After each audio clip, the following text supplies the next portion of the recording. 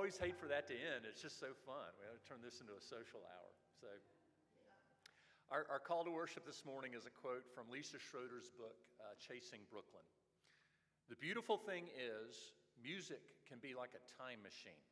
One song, the lyrics, the melody, the mood, can take you back to a moment in time like nothing else can.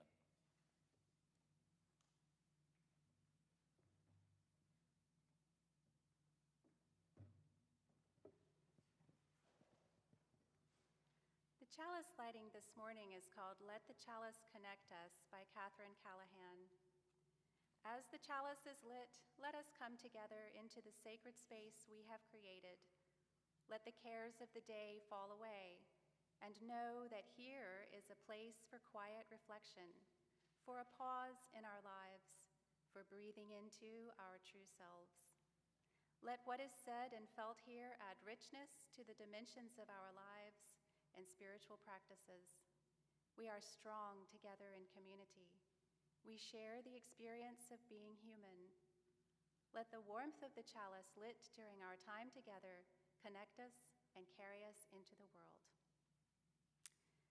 And now, would you please take your hardback hymnal and stand if you're willing and able. Join us in singing our opening hymn. It's number 361, Enter, Rejoice, and Come In. Alex will play through the entire hymn once first, and then we'll sing.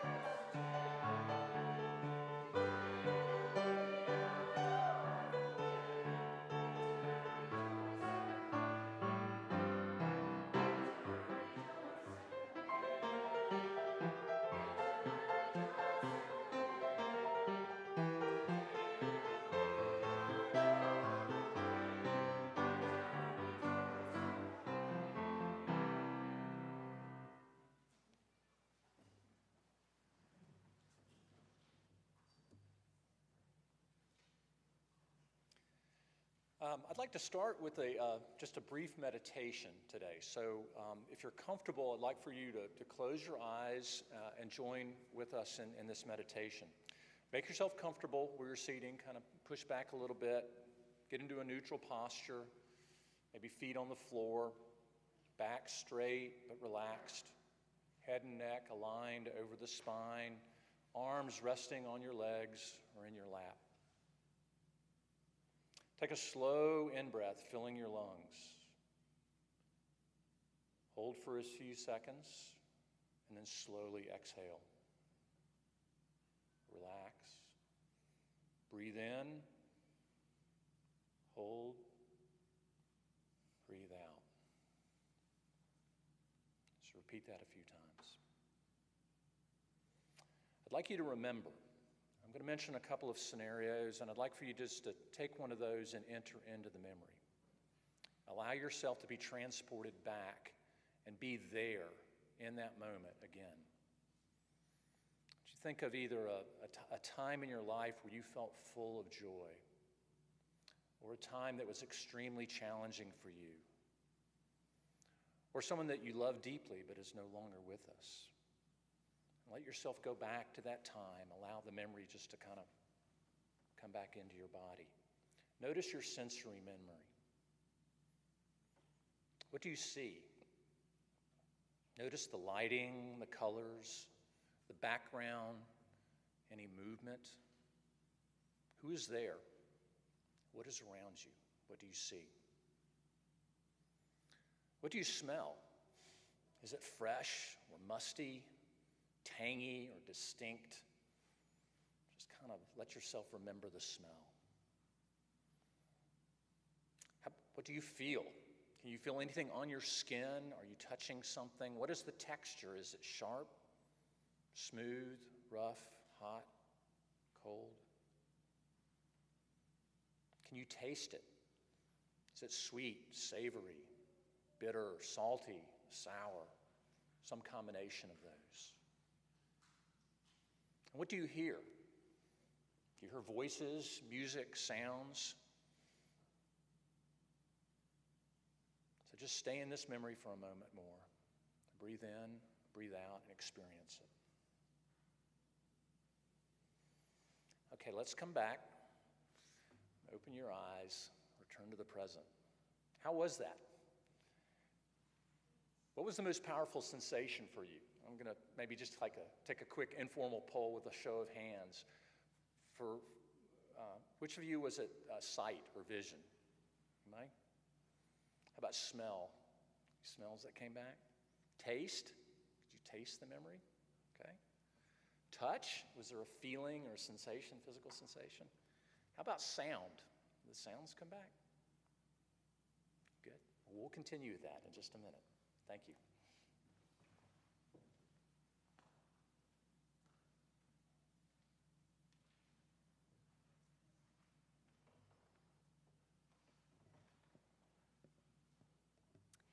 At this point in our service, we share our joys with each other to magnify them and our sorrows to divide the weight of their pain. If you are so moved, please feel free to come forward and speak your joy or sorrow into the floor microphone, take a pebble, and drop it into the bowl of water. For those of you who are attending via our live stream, if you have a joy or a sorrow that you would like to share this morning, please type it in the chat, and those that show up, I will read aloud.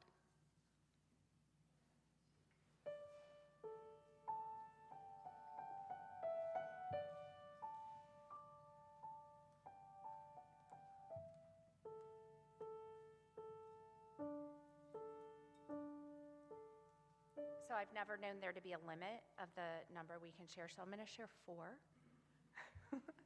My name's Jennifer. I'm a member of this congregation. Wow, losing my words.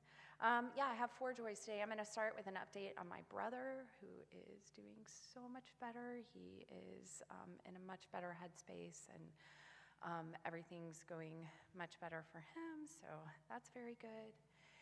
His son, my second joy, is here visiting me for the month of June and doing an internship at my office. And my kids have never really had a chance to get to know him, so it has been a great experiment so far.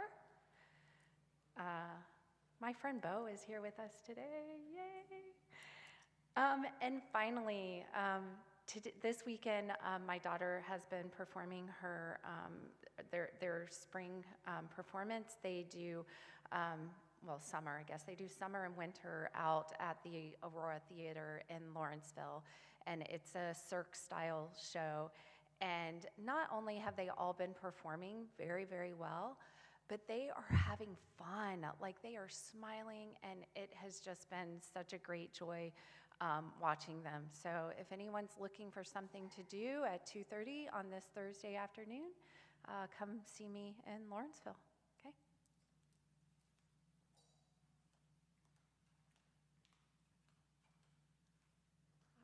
My name is Shelley. I'm a member of this congregation, and I shared a few weeks ago my concern about my son's health. It seems to be getting better. He hasn't gained any weight yet, but he's not feeling as horrible as he was, so that's good. And unbelievably, on Thursday, he's going to turn 50 years old.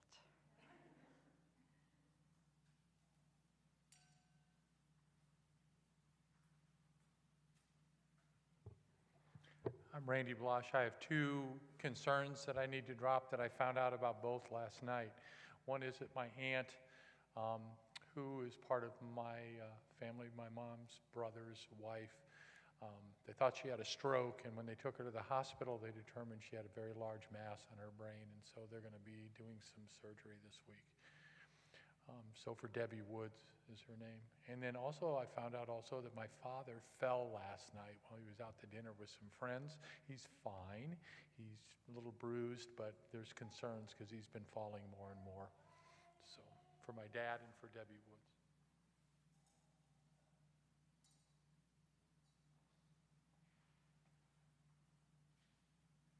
I'm Chris Wilson, and I'm a member of this congregation with my family. I have a joy to share. Yesterday, the love of my life, Denise, and I celebrated our 28th wedding anniversary.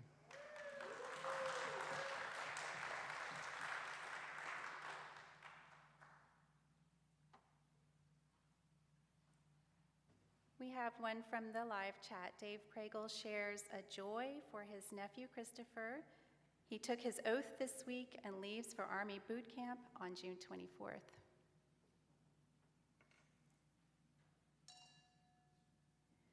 And I have a couple of concerns this week. I have a dear friend named Tasha who's having surgery. I'm sure it will go well, but she, understandably, it's a serious thing. And also, my mom is moving this week, so just keep us in your thoughts for everything to go smoothly. Thank you.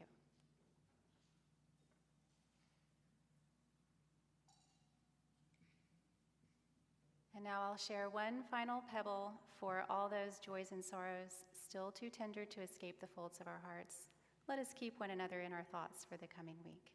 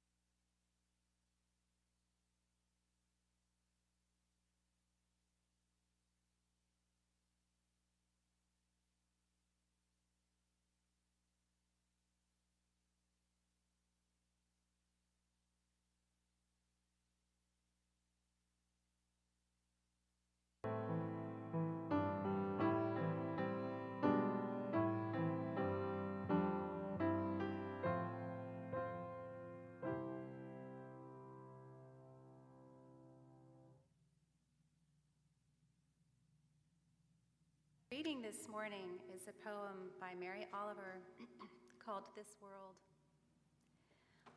I would like to write a poem about the world that has in it nothing fancy, but it seems impossible. Whatever the subject, the morning sun glimmers in it. The tulip feels the heat and flaps its petals open and becomes a star. The ants bore into the peony bud, and there is a dark pinprick well of sweetness. As for the stones on the beach, forget it. Each one could be set in gold. So I tried with my eyes shut, but of course the birds were singing. And the aspen trees were shaking the sweetest music out of their leaves. And that was followed by, guess what? A momentous and beautiful silence, as comes to all of us in little earfuls, if we're not too hurried to hear it. As for spiders, how the dew hangs in their webs, even if they say nothing or seem to say nothing. So fancy is the world, who knows, maybe they sing. So fancy is the world, who knows, maybe the stars sing too, and the ants, and the peonies, and the warm stones, so happy to be where they are on the beach instead of being locked up in gold.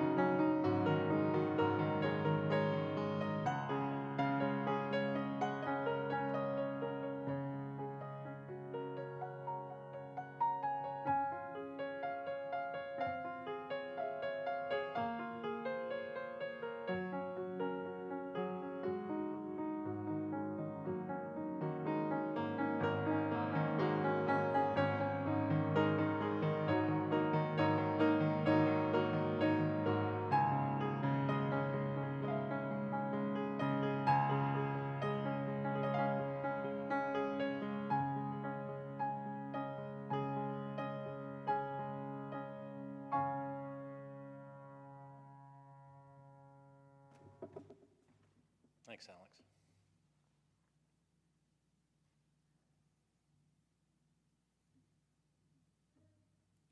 Scrolling up here. So good morning again.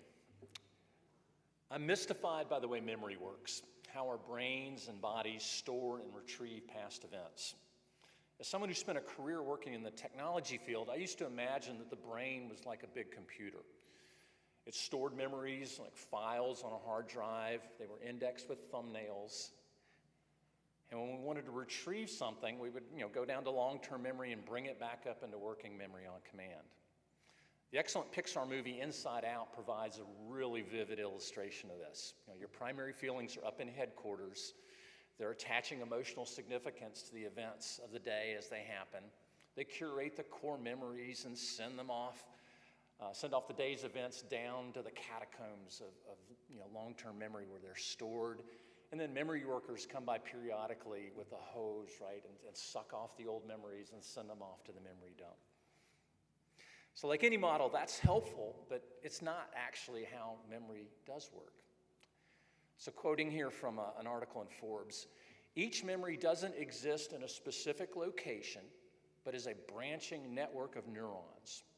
More precisely, each memory is stored or encoded as a pattern of synapses, like tiny gaps between brain cells. An adult brain has 86 billion neurons, each with about 1,000 synapses. So that's roughly 100 trillion synapses in your own brain. The pattern of nerve impulses across the cerebral cortex creates the physical trace of a memory, or what scientists call an engram. These synaptic connections between neurons only leave a physical trace during storage or recall. Every time a memory is accessed, its bits are pieced back together, and so instead of retrieval, it's more accurate to describe recall as recollection. Part of what gets stored in these synaptic connections are the sensations associated with the memory, the familiar five of sight, sound, taste, touch, and smell, as well as proprioception, which is that sense that perceives the location or movement and action of different parts of the body. And that was the intent of the meditation, was to kind of access that and feel those different senses once again. So any of these senses might serve as a trigger to recall a memory. Maybe it's a whiff of turnip greens that places you back in your grandmother's kitchen 50 years ago. Or maybe it's a sip of bourbon that places you back in the bleachers at a college football game when you were young. Or maybe driving through a neighborhood that you haven't been to in years and seeing familiar buildings or storefronts that trigger a memory. Or maybe you hear a familiar song and you find yourself instantly transported to another time or place. Perhaps it's something that came on the car radio when a few chords from an oldie but goodie suddenly triggered a specific high school or college memory. Or you're walking through a store and over the speakers you hear that song that reminds you of a special relationship or a trip to the beach or a challenging time in your life. Or maybe now in our streaming world, maybe Spotify or YouTube recommends a song that you were listening to 5 years ago, and you find yourself re-experiencing the emotions of that moment. For me, music, and more specifically songs, are the most powerful memory trigger for me. And even though I can't play an instrument, and I cannot sing in key, you just see me moving my lips here to the hymnal. For my entire life, I've been listening to music on the radio, on 78s and 8-tracks. We've got some people here that can remember that far back. On 45s and albums and cassettes and CDs and MP3s and live concerts and now in streaming. I'm almost always listening to music, even at work, where due to my tinnitus, I play Spotify to cancel out the constant ringing so I can focus.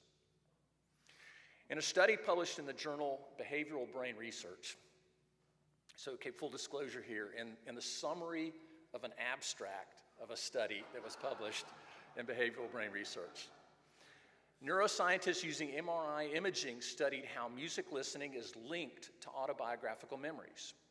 Their results showed that memory formation and recall is attentional, and it's directly related to the perceptual processing involving something called the salience network, instead of the natural way of remembering typically associated with the default mode network.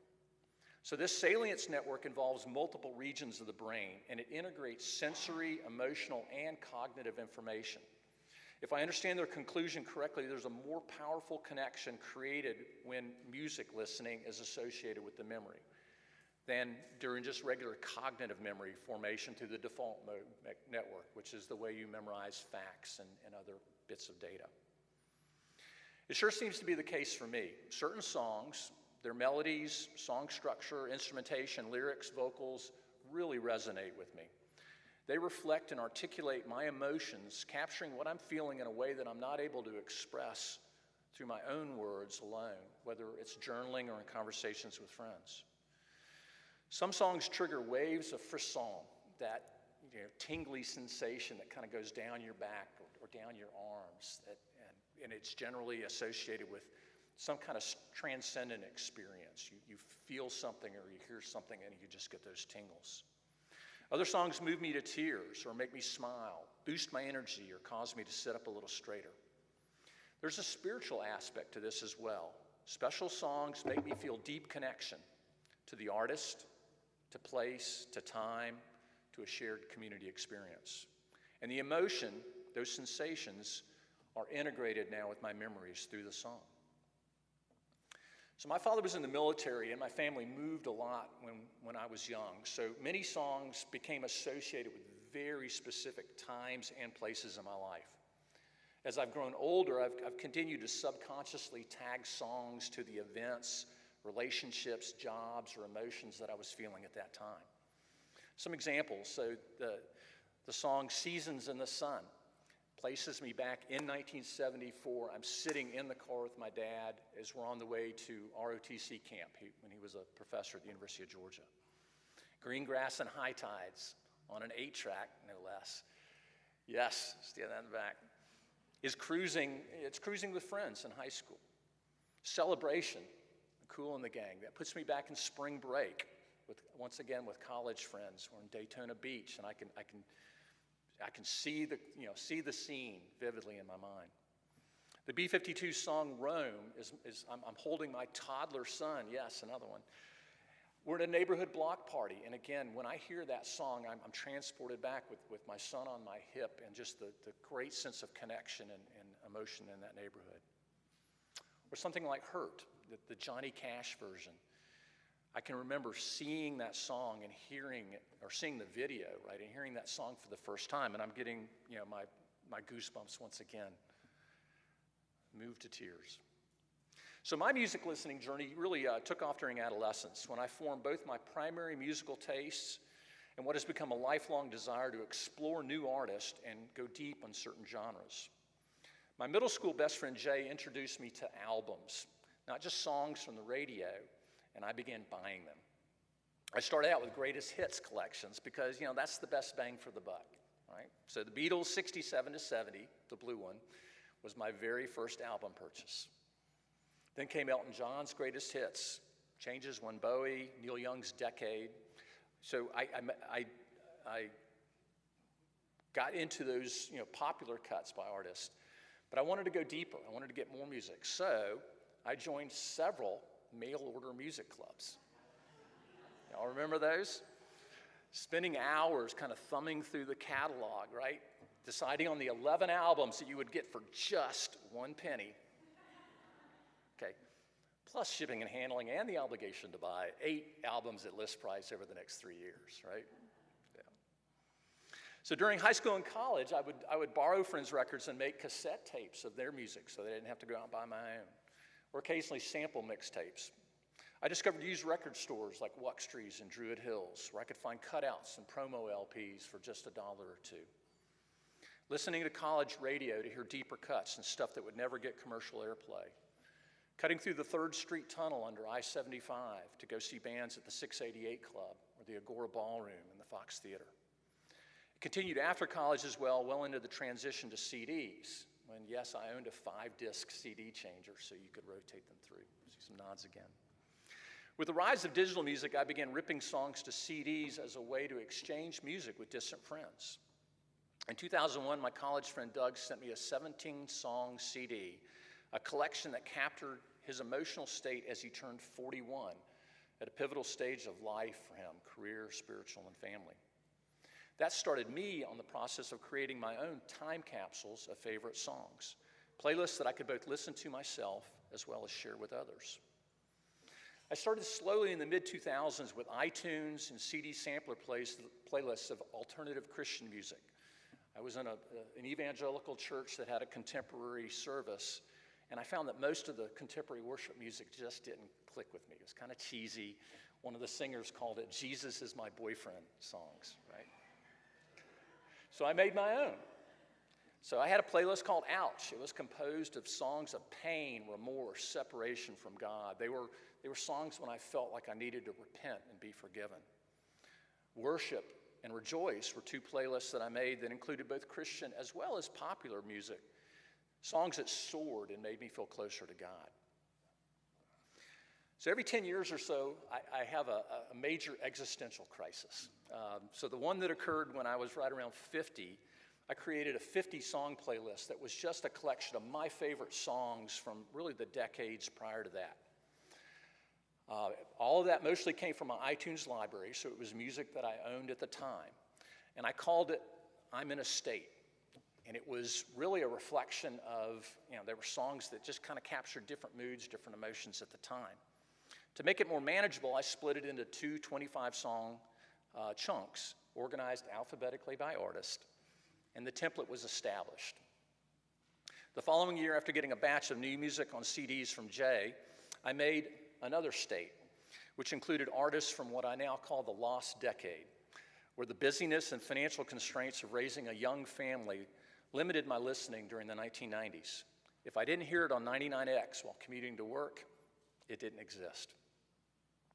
That year, the year after that, brought three more playlists, still limited to what I had purchased on iTunes or been shared with me by friends with more extensive digital music collections.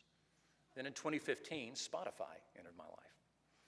After overcoming my resistance to the concept of renting rather than owning music, I found not only a limitless library of artists and their catalogs, but also algorithms that would recommend other songs based on what I was listening to.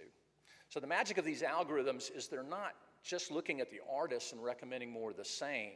They take these subtle attributes like valence or loudness, danceability, beats per minute, popularity to expand and diversify the selections and recommendations they make. It's like having a friend who says, "Hey, listen to this new band, I think you'll like them," and they're always right. So over the past 8 years, I've made more than 75 of these timestamp playlists, what I call now my states, as an homage to the original "I'm in a State." Throughout the month, when I'm listening to Spotify or going to see live shows, someone recommends a song to me, or I Shazam a snippet of a song that's in a commercial or in a restaurant where I'm dining, I'll take that and I'll add it to just kind of a working playlist for the month. At the end of the month, I usually have about 25 or 30 songs, which is a little bit under 2 hours of music, and I'll curate it.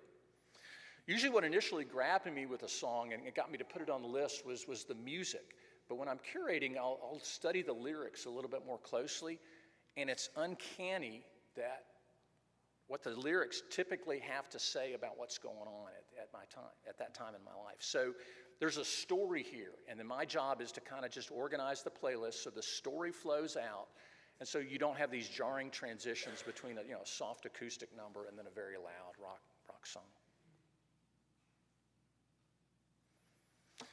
Usually there's one song of the ones that I've captured for the month that really captures the mood, the emotion, the theme for that month, and that song becomes the title. It's the linchpin of it. Then I save the playlist in my library, and I share it with a few friends who know me well and have similar tastes in music, and it's just a fun process to go through. About 5 years ago, I began adding song notes for each playlist. What I would take, some nuggets about the artist or track, how I came across it, what I liked, where I saw that band, etc. And these songs generally help me, remember the context, so that when I hear the song again or I play that playlist again in the future, I can see the details that I might have forgotten. So when I go back and listen, I remember that time. I'm transported. Some songs are forgettable, and I find myself wondering, why did I put that on this playlist? But usually, The prevailing experience is that I'm reliving it. I'm reliving those emotions. I'm feeling it again. I used to wonder what a good psychologist would think if they could, listen to my playlists and then talk to me. I got a little taste of that a couple years ago when a really good friend from college who I'd not talked to in over 20 years sent me a message on LinkedIn. He said, "Hey, I hope you don't mind, but I've been listening to your playlists on Spotify." He said, "Sounds like there's a lot going on in your life. Me too. We should get together." Reconnection. As I was writing this sermon, I listened through my playlist from the past year. Across those songs are the death of a beloved pet, the turmoil of a job loss, the end of a marriage, the joy and exhilaration of new relationships and new discoveries.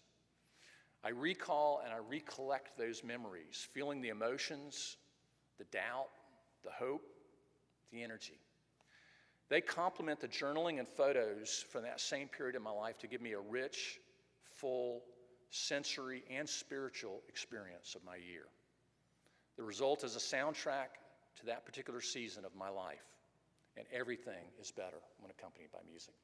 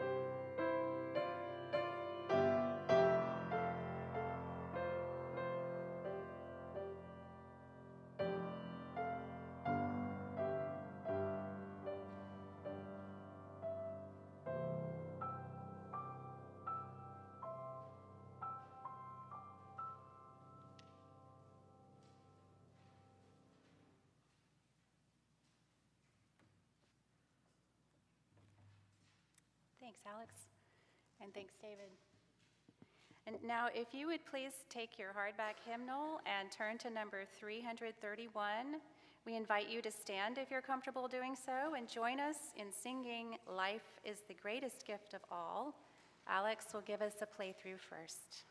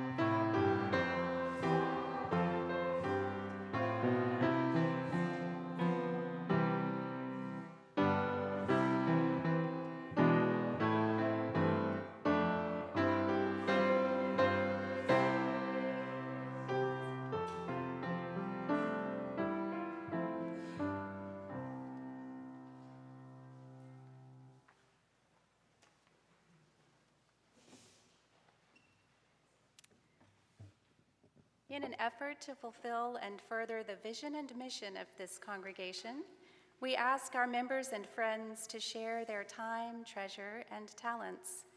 And with this, we will now gratefully receive the offering, you passing the basket, and you may also give using the Givelify app.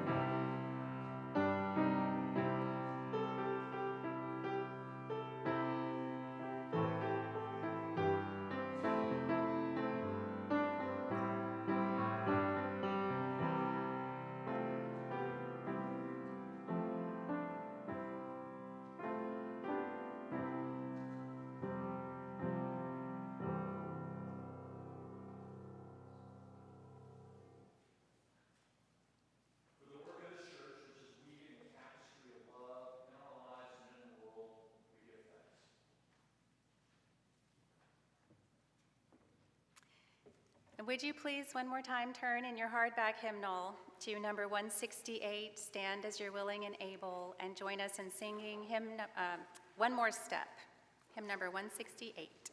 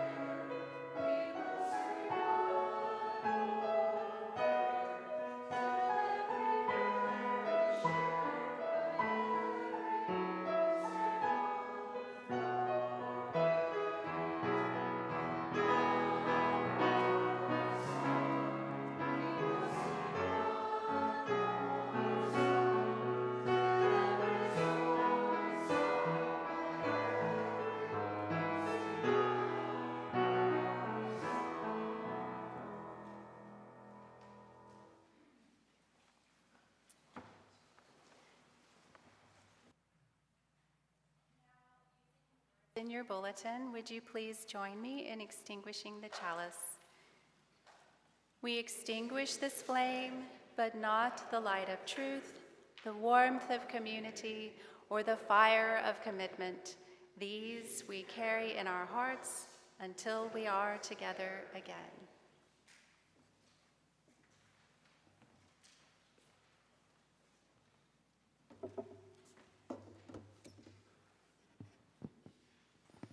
I'll close this out with a quote from music journalist and author Rob Sheffield.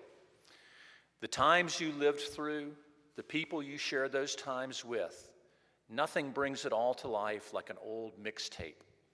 It does a better job of storing up memories than actual brain tissue can do. Every mixtape tells a story. Put them together, and they can add up to the story of a life. Go in peace and have a great day.